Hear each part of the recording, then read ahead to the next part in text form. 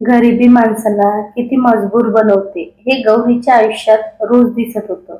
तिचं छोटस घर पावसात गळायचं, वडील आजारी होते, आई लोकांच्या घरी भांडी घासायची आणि दोन लहान भाऊ उपाशी झोपायचे. गावात सगळे तिच्या सौंदर्याचं कौतुक करायचे, पण त्या सौंदर्याने तिच्या नशिबात सुख नव्हतं.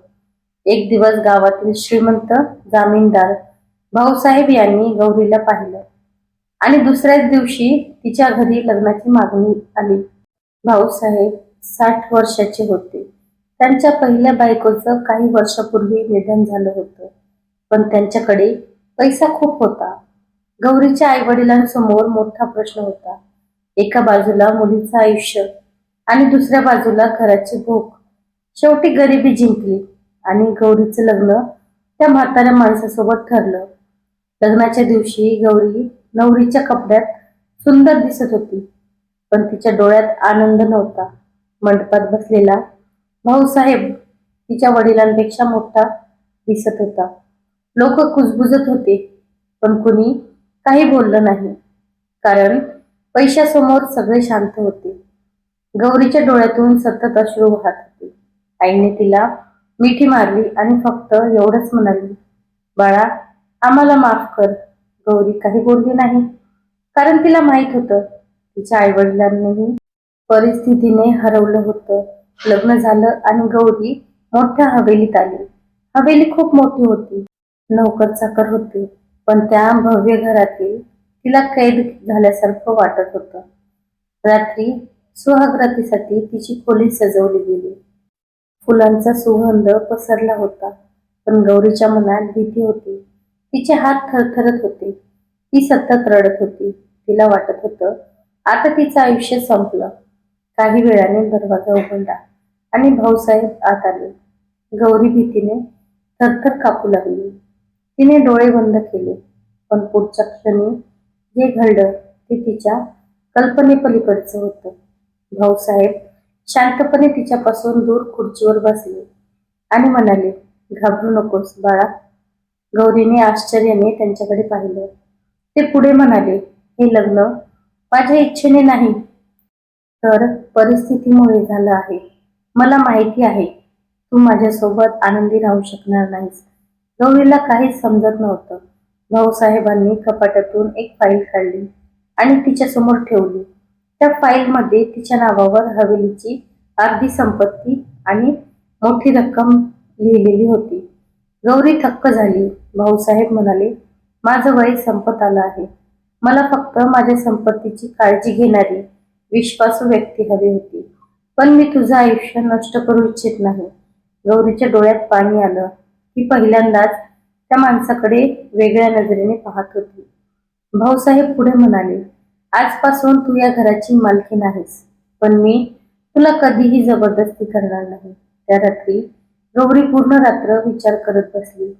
दुसऱ्या दिवशी हवेलीतील लोक तिच्याकडे आदराने पाहू लागले, पण भाऊसाहेब तिच्याशी नेहमी मुलीसारखं वागायचे. काही महिन्यात गौरीला कळलं की गावातल्या अनेक गरीब लोकांना भाऊसाहेब गुपचूप मदत करतात, पण कुणालाही सांगत नाहीत. एक दिवस गौरीने विचारलं, मग लोक तुम्हाला एवढं कठोर का समजतात? भाऊसाहेब हसले आणि म्हणाले, माणूस बाहेरून दिसतो तसा नेहमीच नसतो. हळूहळू गौरीच्या मनात त्यांच्याबद्दल आदर निर्माण झाला. ती हवेली सांभाळू लागली, गरिबांना मदत करू लागली. गावात तिचं नाव होऊ लागलं. पण एक दिवस अचानक भाऊसाहेबांची तब्येत खूप बिघडली. डॉक्टरांनी सांगितलं की त्यांच्याकडे फार वेळ नाही.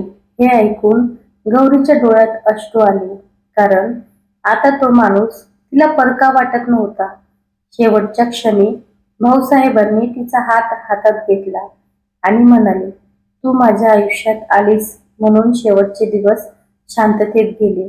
हे ऐकून गौरी जोरात रडू लागली. काही दिवसांनी भाऊसाहेबांचं निधन झालं.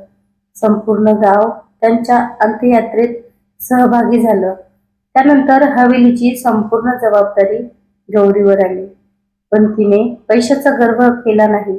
उलट तिने गावात शाळा सुरू केली, गरीब मुलांसाठी मदत केंद्र उघडलं आणि अनेक कुटुंबांना आधार दिला. काही वर्षांनी गावातले लोक म्हणू लागले, त्या म्हाताऱ्या माणसाने चुकीचं नाही तर एक देवदूतासारखं काम केलं. आणि गौरी जेव्हा हवेलीच्या गच्चीवर उभी राहून आकाशाकडे पाहायची, तेव्हा तिच्या डोळ्यात नेहमी कृतज्ञतेचे अश्रू असायचे. कारण ज्या लग्नाला तिने शाप समजलं होतं, त्याच लग्नाने तिचं आयुष्य बदलून टाकलं होतं. भाऊसाहेब गेल्यानंतर हवेली पूर्ण शांत झाली होती. मोठ्या अंगणात आधीसारखी माणसाची वर्दळ होती, पण तरीही त्या घरात एकटेपणाची जाणीव सतत होत होती. गौरी रोज सकाळी त्यांच्या फोटोसमोर दिवा लावायची आणि शांतपणे बसून राहायची. कारण आयुष्यात पहिल्यांदाच कोणीतरी तिच्यावर कोणत्याही स्वार्थाशिवाय विश्वास ठेवला होता. गावात मात्र वेगवेगळ्या चर्चा सुरू झाल्या. काही लोक म्हणायचे, नशीब बघा, गरीब मुलगी एका रात्रीत मालकीण झाली. तर काहींच्या नजरेत मस्तर होता. पण गौरीने कधी कोणाला उत्तर दिलं नाही. ती फक्त तिच्या कामात गुंतून राहिली. तिने भाऊसाहेबांनी सुरू केलेली गरिबांना मदत थांबू दिली नाही, उलट ती अजून वाढवली. गावातल्या विधवा महिलांना काम दिलं, गरीब मुलांच्या शिक्षणासाठी पैसे दिले. त्यामुळे लोकांच्या मनात तिच्याबद्दल आदर निर्माण होऊ लागला.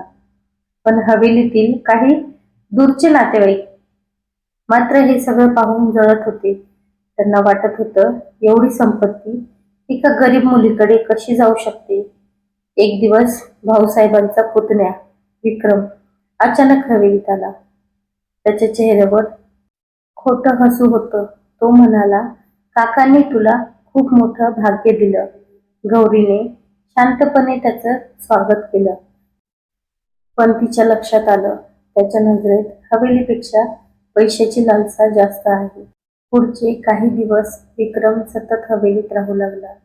तो गावकऱ्यांसमोर गोड बोलायचा, पण नोकरांना धमकवायचा. एक दिवस गौरीने त्याला काही कागदपत्र चोरून पाहताना पकडलं. तेव्हा तो हसत म्हणाला, ही संपत्ती शेवटी आमच्या घरचीच आहे. गौरी शांतपणे म्हणाली, भाऊसाहेबांनी कायदेशीररित्या सगळं माझ्या नावावर केलं आहे. हे ऐकताच विक्रमचा चेहरा बदलला. त्या दिवसापासून तो गौरीला त्रास देण्याचे नवे मार्ग शोधू लागला. रात्री उशिरा हवेलीत विचित्र आवाज यायचे. लवकर अचानक काम सोडून जायचे. कुणीतरी मुद्दाम अफवा पसरवत होतं की गौरी अपशकुनी आहे. गावात काही लोक तिच्यापासून दूर राहू लागले, पण गौरी खचली नाही. एक रात्री ती कागदपत्र पाहत बसली असताना तिला भाऊसाहेबांनी लिहिलेलं एक पत्र सापडलं. ते पत्र वाचून तिचे डोळे पाणावले. त्यात लिहिलं होतं, गौरी, मला माहिती आहे, माझ्यानंतर तुला खूप संघर्ष करावा लागेल. पण लक्षात ठेव, माणूस गरीब जन्माला येतो म्हणून छोटा नसतो. त्याचं मन छोटं असेल तरच तो खरा गरीब असतो. त्या शब्दांनी गौरीला नवीन ताकद मिळाली. दुसऱ्याच दिवशी तिने गावात मोठी सभा बोलावली आणि सगळ्यांसमोर विक्रमचे खरे चेहरे उघड केले. त्याने कागदपत्र चोरण्याचा प्रयत्न केला होता हे सिद्ध होताच गावकरी संतापले. विक्रमला गाव सोडून जावं लागलं. त्या दिवसानंतर गावात गौरीचा सन्मान आणखी वाढला. काही महिन्यांनी गौरीने हवेलीतील एक मोठा भाग अनाथ मुलांसाठी उघडला. लहान मुलांच्या हसण्याने हवेली पुन्हा जिवंत झाली. एक दिवस एक छोटी मुलगी तिच्याकडे आली आणि म्हणाली, आई. हे ऐकून गौरी काही क्षण स्तब्ध झाली. कारण आयुष्यात पहिल्यांदाच कोणीतरी तिला इतक्या प्रेमाने हाक मारली होती.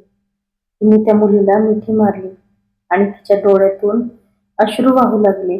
त्या क्षणी तिला जाणवलं की देव काही गोष्टी हिरावून घेतो, पण त्यापेक्षा मोठं सुख परत देतो. वर्षानंतर गावात गौरीचं नाव आदराने घेतलं जाऊ लागलं.